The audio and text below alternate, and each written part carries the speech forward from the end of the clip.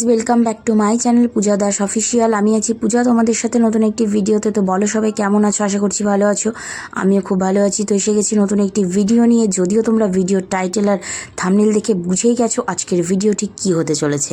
হ্যাঁ গাইজ, ঠিক ধরেছো, এটা হচ্ছে আমতলা যতীন্দ্র রাজেন্দ্র মহাবিদ্যালয়ের নবীনবরণ উৎসব।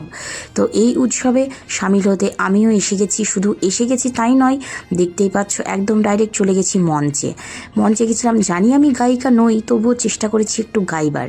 হ্যাঁ, ওই আর কি, সুর হয়তো নেই গলায়, বাট চেষ্টা করেছি। তো কাজ চালানোর মতো গান জানি, একেবারে জানি না সেটা নয়। আর এখানে প্রফেশনাল সুনন্দা, সে খুব ভালোই গান করে। আর ওদিকে আছে ভাই রিতম, সে বাজাচ্ছে গিটার। আমিও পরে বাজাবো গিটারটা, সেটা নাই একটু সারপ্রাইজ থাক। তো যাই হোক, সেসব কথা বাদ দিই। তো এখন চলছে গান। যতদূর সম্ভব মনে পড়ে গাইছিলাম প্রাণ ভরিয়ে তৃষা হরিয়ে। এই রবীন্দ্রসঙ্গীতটি আমার ভীষণ প্রিয়। যতই হোক, বুঝতেই পারছো নবীনবরণের অনুষ্ঠান, সবাই গালে আবির টাবির লাগিয়ে সুন্দরভাবে একদম, আর সামনেই আসছে দোল, অতএব সব মিলিয়ে রঙে রঙে একাকার হয়ে গেছে। গাইজ, অনেক দিন পরে এত সুন্দর একটা ভাইবস পাচ্ছি আমি। কেন জানো? কারণ অনেক দিন কোনো রকম প্রোগ্রামের সাথে ছিলাম না। অনেক দিন পর একটা এত সুন্দর প্রোগ্রামে থাকতে পেরে না এত ভালো লেগেছে, কি বলবো। সত্যি ভীষণ ভীষণ ভালো লেগেছে। তো গানটা এখানে গাইছিলাম আর ভাবছিলাম যে আমার গলায় না জানি কেমন লাগছে শুনতে গানটা। তো সবাই ফিডব্যাক দিয়েছে, খুব একটা খারাপ হয়নি, ওই আর কি। তারপরে এখানে শুরু হলো সুনন্দার পারফরমেন্স, এবং সাথে ছিল আমাদের সবার প্রিয়, আমাদের সুইটেস্ট, আমাদের বিউটি কুইন নাজমা ম্যাম। সত্যি কথা বলতে ম্যাম সত্যি এত ভালো একজন মানুষ, আমি এরম ম্যাম কিন্তু জন্মে দেখিনি, এটা বলতেই হবে। ম্যাম আমার কাছে এবং আমাদের সবার কাছে ভীষণ ভীষণ পছন্দের এবং ভালোবাসার। তো এখানে চেষ্টা করছিলাম একটু গিটার বাজানোর। জানি অনেক ভুলভাল করেছি, সেসব বাদ দাও, ভাব নিয়ে গিটার বাজাচ্ছি, এটাই বড় কথা। তো যাই হোক, আমাদের প্রফেশনাল ভাই রয়েছে রিতম, সে যথেষ্ট ভালো গিটার বাজায়। আর এখানেও একটু আহা করছিলাম, মানে বুঝতেই পারছো, আলোকবর্ষ দূরে গানটাতে একটু কোরাসে করেছি। তো কেমন হয়েছে সেসব আর জিজ্ঞাসা কী বা করবো, কারণ তোমরা তো শুনতে আর পাচ্ছ না।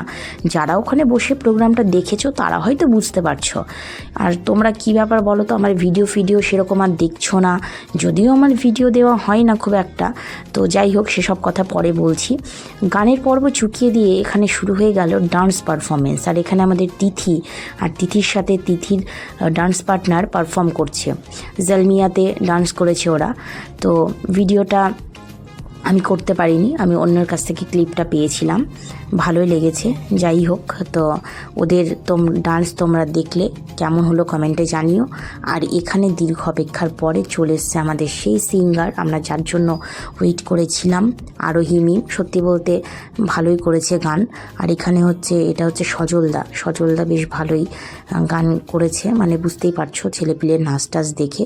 হ্যাঁ ঠিকই, সব ভাংড়া পাঞ্জাবি যে যেমন পেরেছে সে সেরকমভাবে নাচ করেছে। আরে হ্যাঁ, এরকমই হয়, নবীনবরণ না, তো যে যেমন পেরেছে সে সেরকম নেচেছে। আর আমার কথা কি বলবো, আমি তো মানে আমার কথা ছেড়েই দিলাম, আমার আবার নাচ বুঝতেই পারছো মাতাল ডান্সের মতো। যাই হোক, তো সব জায়গায় সব রকম নাচ কি আর চলে? যেখানে যেমন সেখানে সেরকম, সে কি আর বলার অপেক্ষা রাখে? তো যাই হোক, নিজের মতো করে নেচে দিয়েছি। জানি না কেমন করেছি।